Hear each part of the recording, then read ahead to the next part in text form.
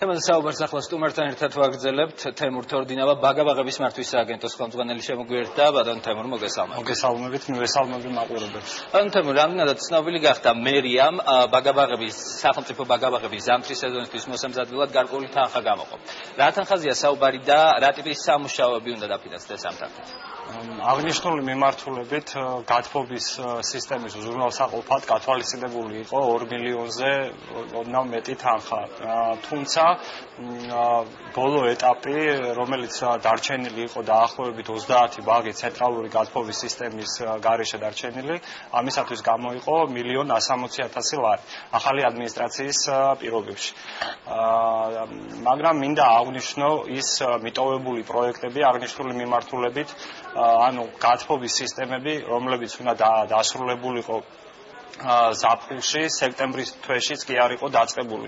ამიტომ ახალმა ადმინისტრაციამ, ბაგაბაღების მართვის ახალმა ადმინისტრაციამ მერიის შესაბამის სამსახურებთან ერთად ერთობლივად დაიწყო ამ პრობლემების ყოველდღიურ რეჟიმში მოგვარება. დღეს 140-მდე საბავშვო ბაღში ბაღი უზრუნველყოფილია ცენტრალური გათბობის სისტემით, ხოლო დარჩენილ 19 ბაღში არსებობს ის ალტერნატიული საშუალებები, იგივე კარმები და ასე შემდეგ, რომლითაც ხდება გათბობა ოთახების. ანუ დღეს შეგვიძლია ვთქვათ, რომ ყველა საბავშვო ბაღი უზრუნველყოფილია გათბობის სისტემებით. დარჩენილია ცენტრალური გათბობის სისტემა მხოლოდ და მხოლოდ 19 ბაღში, რომლის მიმართულებითაც ტენდერი არის გამოცხადებული და გამარჯვებული კომპანია შემდგომში უკვე უზრუნველყოფს დამონტაჟებას ამ სისტემების, რომელიც დაახლოებით თებერვლის შუა რიცხვებისათვის იქნება დასრულებული. თუმცა ამავდროულად ალტერნატიული გათბობის სისტემები ამ ბაღებში არსებობს. გასაგებია, თუ გაქვთ ზუსტი ინფორმაცია იმის შესახებ, ამ დროისთვის რამდენი ბავშვის მშობელი ითხოვს დარეგისტრირებას, რადგან როგორც სიუჟეტში ვნახეთ, არიან კიდე ესეთები დარჩენილი.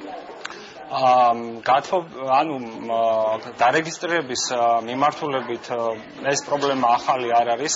დაახლოებით 20,000-მდე ბავშვი, ანუ 2-დან 6 წლამდე ასაკის ბავშვია დარჩენილი საბავშვო ბაღის გარეშე და ჩვენ ამ მიმართულებით ყოველდღიურ რეჟიმში მუშაობთ. იგივე მინდა აღვნიშნო, რომ 2 თვის განმავლობაში ჩვენ მოვახერხეთ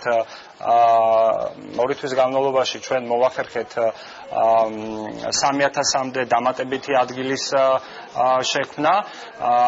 ეს მოხერხდა მოქმედ საბავშვო ბაღებში იმ გამოუყენებელი ფართების გარემონტების შედეგად და ათვისების შედეგად, რომელმაც საშუალება მოგცა ახალი სამგზელო წლისათვის, ანუ 8 სექტემბრისათვის 3,000-მდე ასაზრდელის მიღება.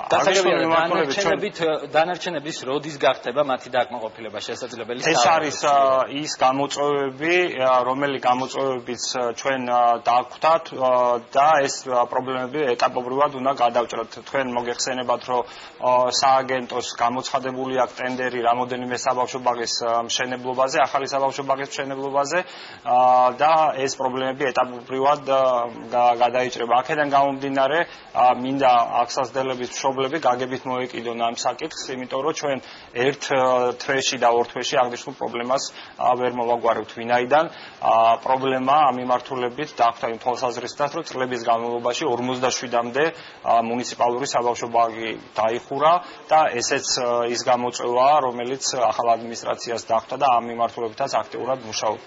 გასაგებია, რაც შეეხება ბაღში უსაფრთხოების ზომებს და საკვები პროდუქციის ხარისხს, რა ღონისძიებები ტარდება ამ მხრივ და რა ჯდება ამ მიმართულებით დაფინანსება?